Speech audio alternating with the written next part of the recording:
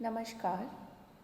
BA part third Sanskrit में तर्क संग्रह का अध्ययन कर रहे हैं। हम द्रव्य प्रकरण में 3 द्रव्यों के बारे में पढ़ चुके हैं। पहला पृथ्वी, दूसरा जल और तीसरा तेज। आज हम चौथे द्रव्य वायु का अध्ययन करेंगे।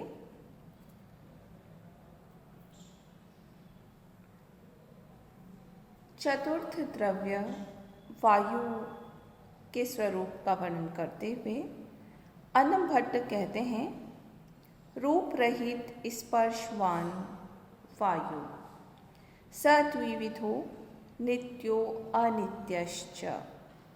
नित्य परमाणु रूप, अनित्य कार्य रूप।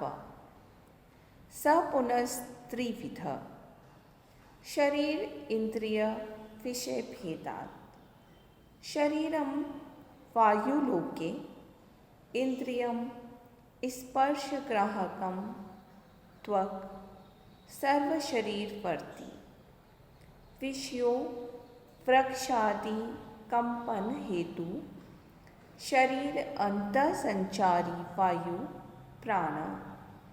स चेको अपि उपाधि भेदात् प्राणा अपानादि संज्ञां लभते। रूप रहित स्पर्शवान वायु, जिसमें रूप नहीं है और स्पर्श है, उस द्रव्य को वायु कहते हैं। वायु रूप रहित है और स्पर्श गुण से युक्त है।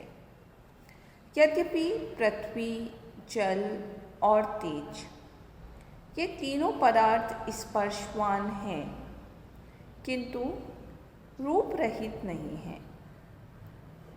अतः रूप रहित विशेषण सार्थक है। स्पर्शवान इसलिए कहा गया जिससे कि आकाश में अतिव्याप्ति न हो, क्योंकि आकाश में रूप भी नहीं होता और स्पर्श भी नहीं होता। जो रूप रहित हो किंतु स्पर्शवान हो वह वायु है। सद्विविधो नित्यो अनित्यश्च। उसके 2 भेद हैं, नित्य और अनित्य। पृथ्वी, जल, तेज के समान ही वायु के भी 2 प्रकार से भेद बतलाए गए हैं, कालिक दृष्टि से और व्यावहारिक दृष्टि से। कालिक दृष्टि से वायु 2 प्रकार का है, नित्य परमाणु रूप। नित्य वो जो परमाणु के रूप में सदैव रहता है, अनित्य कार्य रूप, और अनित्य जो आंधी, तूफान, चक्रवात आदि के रूप में क्षणिक होता है, वो अनित्य माना जाता है। स पुनस्त्रिविध। और ये जो अनित्य वायु है वो भी व्यावहारिक दृष्टि से फिर 3 प्रकार का होता है। शरीर इंद्रिय विषय भेदात्। शरीर, इंद्रिय और विषय के भेद से। शरीरम वायुलोके। शरीर जो पुराण आदि में प्रसिद्ध वायुलोक में है। इंद्रियम स्पर्शग्राहकम त्वक् सर्वशरीरवर्ती। इंद्रिय जो स्पर्श का अनुभव कराता है, वह त्वचा जो सर्व शरीरवर्ती, सारे शरीर में आवरण के रूप में रहती है। और विषयो वृक्षादि कंपन हेतु। विषय जो बाह्य वस्तुओं जैसे वृक्ष, लता, तालाब आदि में स्थित जल को हिलाता है। शरीर अंतःसंचारी वायु प्राण। और शरीर के भीतर जो गतिशील रहने वाला वायु है वो प्राण वायु है। प्राणवायु यद्यपि एक ही है, सच एकोऽपि उपाधि भेदात् प्राण अपान आदि संज्ञां लभते, किंतु वो एक प्राणवायु भी विभिन्न स्थानों पर रहने के कारण उपाधि भेद से वो प्राण अपान आदि संज्ञा को प्राप्त होता है। हृदि प्राणो हुदे अपान समानो नाभि संस्थित उदान कंठ देशस्थो व्यान सर्व शरीर का। अर्थात हृदय स्थल में रहने वाला मुख नासिका के द्वारा श्वसन कराने वाला जो वायु है वो प्राण है।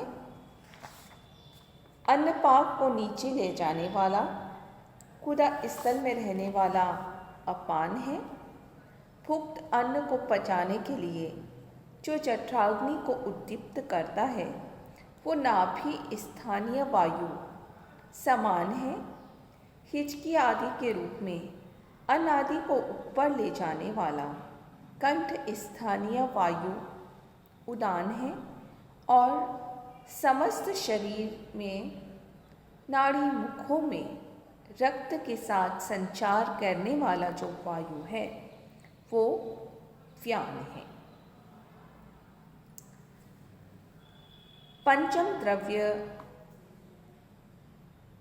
आकाश। आकाश का लक्षण करते हैं अन्नम भट्ट। शब्द पुनकम आकाशम तच्च एकम विभु नित्यम च। शब्द पुन वाले द्रव्य का नाम आकाश है। वह एक विभु और नित्य है।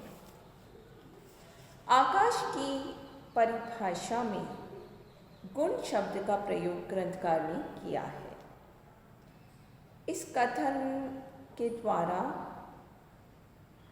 ये बतलाया गया है कि शब्द आकाश का गुण है और केवल आकाश का ही गुण है, अन्य किसी पदार्थ का नहीं। सर्व दर्शन संग्रह में दी गई परिभाषा के अनुसार आकाश एक विशेष गुण का आश्रय है। वह गुणजन्य है किंतु संयोगजन्य नहीं है।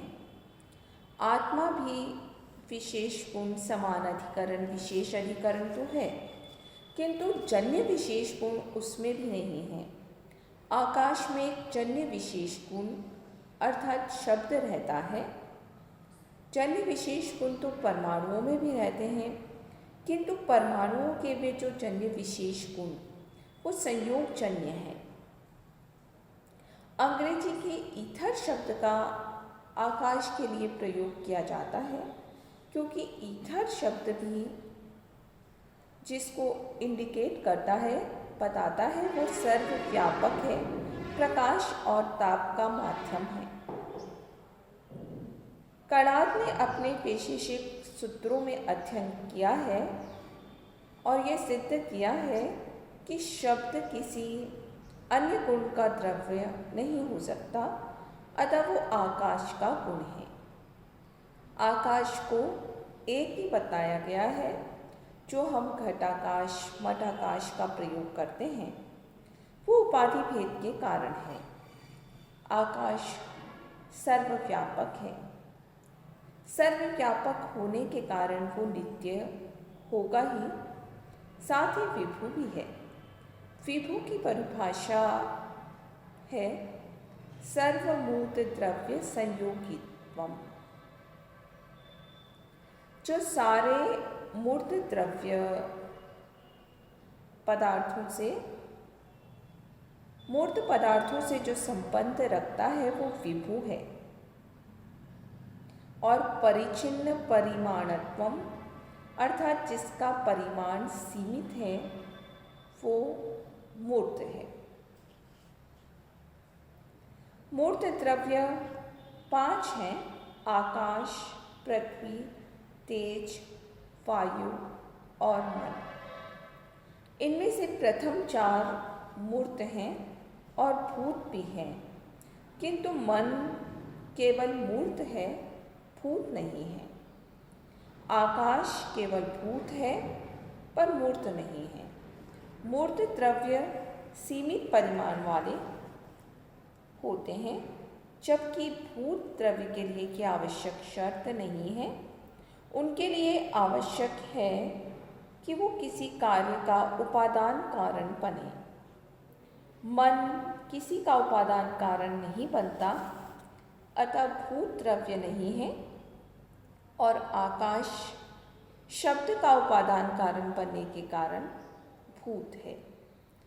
आत्मा ज्ञान का अधिकरण है, उपादान कारण नहीं है, अतः यह न भूत है न मूर्त में आता है। इसके बाद छठा पदार्थ षष्ठ द्रव्य है काल। काल का लक्षण करते हैं अन्नम भट्ट। अतीतादि व्यवहार हेतु कालः सच एको विभु नित्यश्च। अतीत भूतकाल, आदि में भविष्यत और वर्तमान का अंतर्भाव होता है, तो अतीतादि व्यवहार के कारण को काल कहते हैं। सच एको, वो काल एक ही है, विभु नित्यश्च, सर्वव्यापक है और नित्य है। यहाँ काल का लक्षण किया गया है भूत, वर्तमान और भविष्य के व्यवहार का जो हेतु है वह काल है। व्यवहार का अभिप्राय है ज्ञान, अर्थात अतीत, वर्तमान और भविष्य का ज्ञान जिसके द्वारा होता है वह काल है। काल एक ही है, काल के भेद नहीं है। क्षण, दिन, रात, पक्ष, ये अतीत, अनागत और वर्तमान काल के जो भेद हैं, ये सभी काल के भेद नहीं हैं, अपितु उपाधियों के कारण काल पर आरोपित किए जाते हैं। काल मूलतः एक ही है।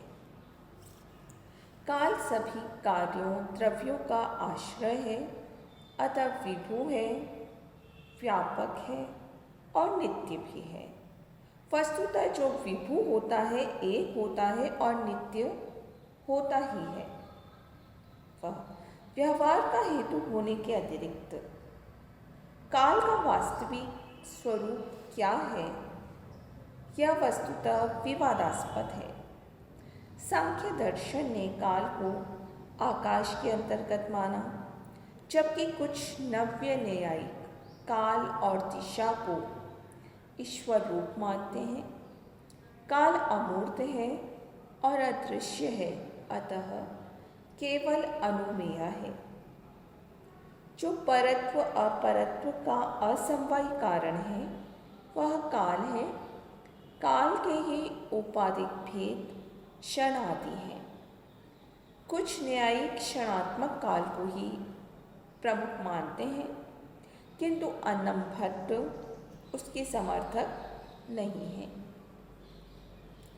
आधुनिक समय में कांट जैसे दार्शनिकों ने काल का सूक्ष्म विवेचन किया है और माना है कि काल और आकाश हमारी सभी अनुभूतियों में अनुस्यूत रहने वाले अंतिम तथ्य हैं।